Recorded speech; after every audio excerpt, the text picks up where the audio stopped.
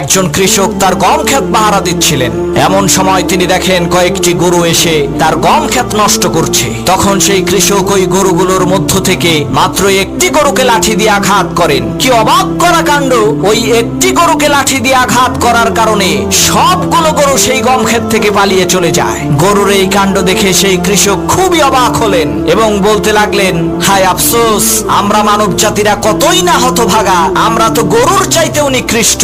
আরে গরু তো বোঝে যে আমার এক ভাইকে কৃষক লাঠি দিয়ে আঘাত করেছে, এর পরের আঘাতটা আমার পিঠে পড়বে, তাই এখনই আমাকে পালাতে হবে। কিন্তু আমরা মানুষ হয়ে তা বুঝতে পারি না। আমাদের সামনেই আল্লাহ তাআলা তার নাফরমান জালেম বান্দাকে গজব দিয়ে ধ্বংস করেন, কিন্তু আমরা মানুষেরা ইতিহাস থেকে শিক্ষা নিয়ে জুলুম অত্যাচার বন্ধ না করে আবার জুলুম করা শুরু করে দেই। আমরা ভুলে যাই যে আসমান থেকে এর পরের বার যেই গজবটা আসবে ওইটা আমার উপরে এসে পড়বে।